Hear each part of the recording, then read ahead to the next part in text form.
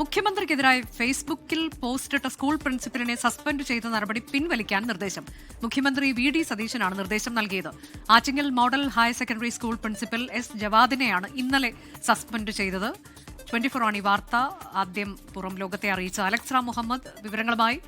Alex, ഇന്നലെ അതിന് മുഖ്യമന്ത്രിയുടെ ഒരു വിശദീകരണമൊക്കെ ഉണ്ടായിരുന്നു. ഇന്നിപ്പോൾ എന്താണ് നടപടിയായി ഉണ്ടായിരിക്കുന്നത്? 2 ദിവസം മാത്രം വിരമിക്കാൻ എന്നുള്ളത് അതൊന്നും തനിക്കറിയില്ല എന്നതായിരുന്നു ഇന്നലത്തെ അദ്ദേഹത്തിന്റെ മറുപടി.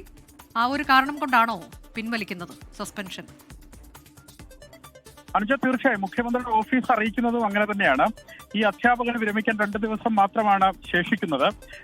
അതിനിടെയാണ് ഈ നടപടിയെടുത്തത്. ഈ സാഹചര്യം പരിഗണിച്ചാണ് സസ്പെൻഷൻ പിൻവലിക്കാൻ നിർദ്ദേശം നൽകിയതെന്നാണ് മുഖ്യമന്ത്രിയുടെ ഓഫീസ് വ്യക്തമാക്കിയിട്ടുള്ളത്. ഇതിൽ മുഖ്യമന്ത്രി വി ഡി സതീശനെ വിമർശിച്ച് സമൂഹ മാധ്യമങ്ങളിൽ പോസ്റ്റ് ഷെയർ ചെയ്ത Attingal government boys higher secondary school principal Jawad സുബൈറിനെയാണ് പൊതുവിദ്യാഭ്യാസ ഡയറക്ടർ ഇന്നലെ സസ്പെൻഡ് ചെയ്തത്. നമ്മൾ സൂചിപ്പിച്ചതുപോലെ 2 ദിവസം മാത്രമായിരുന്നു അദ്ദേഹത്തിന് വിരമിക്കാൻ ബാക്കിയുണ്ടായിരുന്നത്.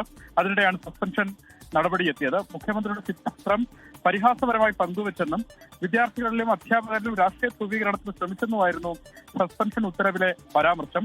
24 ആയിരുന്നു ഈ വാർത്ത ആദ്യം റിപ്പോർട്ട് ചെയ്തത്. അതിനുശേഷം ഈ സംഭവം വിവാദമായി.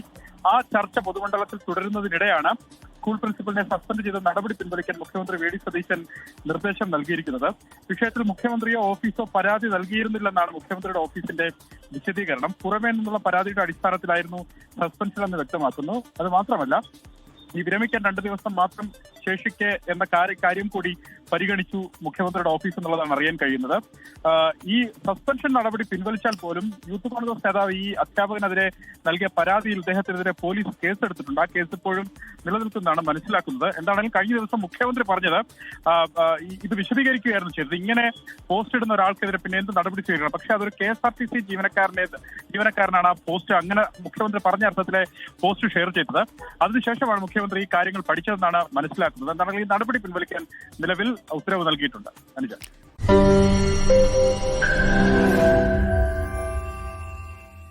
ലോകത്തെവിടെയായാലും ഏത് സമയത്തും 24 വാർത്തകളും ഓഗ്മെന്റഡ് റിയാലിറ്റി പാക്കേജുകളും എക്സ്പ്ലെയിനറുകളും വിശദമായി കാണാൻ ഞങ്ങളുടെ യൂട്യൂബ് ചാനൽ നിങ്ങൾക്ക് സബ്സ്ക്രൈബ് ചെയ്യാം.